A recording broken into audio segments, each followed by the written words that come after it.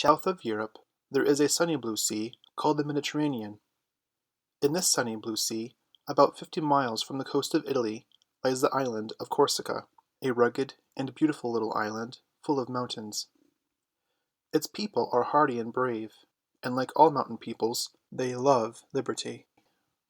But for hundreds of years the island belonged to the Republic of Genoa. The people hated to be ruled by Genoa, and at last, under a leader called Paoli, they rebelled and fought for freedom, fought indeed so well that they nearly drove the Genoese out. Then the Genoese asked the French to help them, and at last, tired of the struggle, they sold the island to France. At that, the Corsicans were very angry. What right had the Genoese to sell them like cattle to a new master? They asked. So they went on fighting the French, as they had fought the Genoese. Among those who fought were Charles Marie Bonaparte and his brave wife Letizia. Bonaparte was an Italian, but for many years his family had lived in Corsica.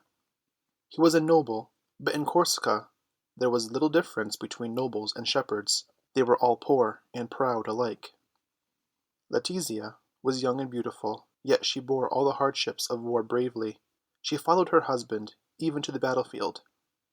She was often in danger from flying bullets, yet she feared nothing, and thought only of the safety of her husband and the freedom of her country.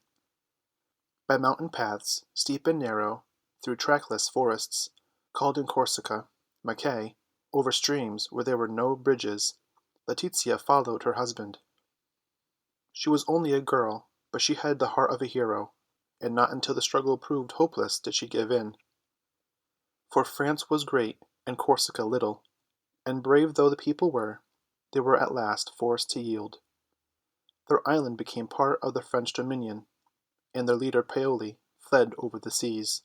And here, in this little isle, almost before the roar of battle had ceased, among a people full of sullen anger and bitterness against their conquerors, one blazing August day in 1769, a little son was born to Charles and Letizia Bonaparte. They gave him the name of Napoleon, a name which he was to make famous all the world over and for all time to come. Napoleon had several brothers and sisters, and their mother, having only one servant, had little time to look after the children. So she gave them a big, empty room in which to play. The walls and floor of this room were bare, and there was nothing in it except the children's toys. Here they were allowed to do as they liked. They scribbled and drew pictures on the walls, and played at all sorts of games. Napoleon always drew soldiers marching to battle, and he played with nothing but a drum and a wooden sword. He used to get up battles amongst the boys of the neighborhood. The wars would last for months at a time, during which there would be many fierce fights, surprises, and assaults. Napoleon was always leader, and made the others obey him. He was afraid of no one, and he bit, scratched, and slapped anyone, big or little, as he chose. He was often nosy and quarrelsome, and bullied his brothers and sisters, especially Joseph, who was older than he. But at times, even when he was a very small boy, he would be moody and thoughtful, and would walk about by himself, refusing to speak or play with the others. He was an untidy little boy, not caring in the least how he was dressed. Straight dark hair straggled over his brown face, his stockings hung down over his shoe tops, and altogether he must have looked a wild little harum-scrum. When Napoleon was about 5 years old, he was sent to a school for little girls kept by nuns. But he did not stay long there, and was soon sent to a boys' school with his brother Joseph. Here the boys in class were set opposite each other in 2 rows, each under a large flag. One was the flag of Carthage, the other the flag of Rome, with SPQR upon it, which means Senatus Populusque Romanus. It is Latin for the Senate and People of Rome. The boys were arranged like this so that each side might try to learn better than the other, and fight and conquer in lessons, as the Romans and the Carthaginians fought in war.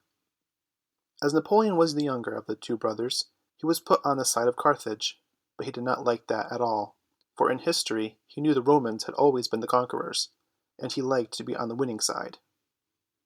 So Joseph, who did not mind so much, changed with Napoleon, and allowed him to be a Roman. Napoleon loved soldiers better than anything else, and he longed to be one. Every morning, before he went to school, he was given a piece of white bread. This he used to give to a soldier in exchange for a piece of coarse brown bread. His mother was not very pleased at this. "Why do you give away your good white bread for a piece of brown?" she asked him one day. "Because," replied Napoleon, "if I'm going to be a soldier, I must get used to eating soldiers' bread. Besides, I like it." As he loved soldiers so much, his father and mother decided that he should be one. And one December day, a little ship sailed away from Corsica, carrying Charles Bonaparte and his two sons, Joseph and Napoleon, over the sea to France. Napoleon was not yet 10, and Joseph scarcely a year older. He was going to learn to be a priest, and Napoleon to be a soldier. The boys were sent to school at a town called Autun. With his fellows, Joseph soon became a favorite. He was a little shy at first, but he was lively and gay, and joined in games with the other boys. Napoleon, on the other hand, was silent and sad. His dark face looked sulky, and instead of joining in the games, he liked best to go about by himself. So the boys teased him. They called him "cowardly Corsican," and reminded him that his island had been conquered by the French. At first Napoleon paid no attention. Then suddenly, one day, flashing round on his tormentors, he cried, "If the French had been 4 against 1 only, they would never have had Corsica, but they were 10 to 1." But if Joseph was the greater favorite, Napoleon was far the more clever. He soon learned to read and speak in French, for to the boys French was a foreign language. At home, in Corsica, they spoke Italian. But although Napoleon learned to speak French very well, all his life long he made mistakes in it, especially in writing. He wrote very badly, too, to hide his bad spelling, some people say. The little sulky lonely boy did not stay long at Autun. In about 3 months his father came to take him away to the military school at Brienne. But Joseph was to be left at Autun.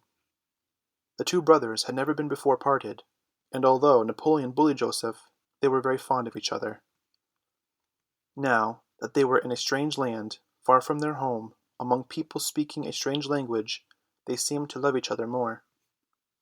When they knew that they must part, Joseph burst into tears.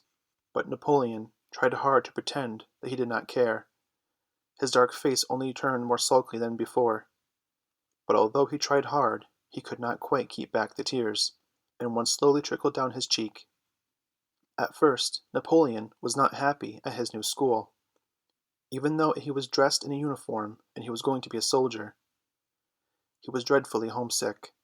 He was told that he would have to stay at school for 6 years, and to a little boy of 9 it seemed as if 6 years would never end. As Napoleon was shy, moody, and silent, his schoolfellows teased him here too. They nicknamed him Straw on Nose because they thought that he held his nose in the air, and that Napoleon sounded like the French words for straw on nose, the paille au nez. They teased him also about his country. "You are a conquered nation, a people of slaves," they said.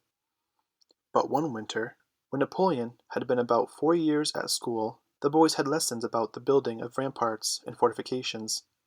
They were taught the names of the different kinds of forts, their uses, and how best to attack and defend them.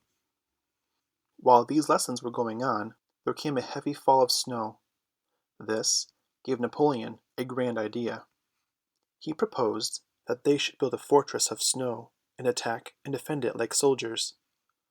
All the boys were delighted with the idea. Napoleon drew out the lines of the fort, and soon everyone was hard at work with spade and wheelbarrow, eagerly building under Napoleon's directions. When the fort was finished, the boys took sides and fought with snowballs. Napoleon was general, and he commanded both sides, giving orders sometimes to the besiegers, sometimes to the defenders. The masters were quite pleased and looked on, cheering those boys who showed the most courage and cleverness. Soon the fame of the fort spread far, and people came from all around about to see it and watch the fights. These went on as long as the snow lay upon the ground. But at last March came, and the sun began to grow warm, the snow melted, and the storming and the snowballing came to an end. The masters were not sorry when this happened, as many of the boys had caught bad colds from playing so much in the snow. As for Napoleon, he was more sure than ever that the life of a soldier was the grandest possible, and he felt that he was born to make others obey him.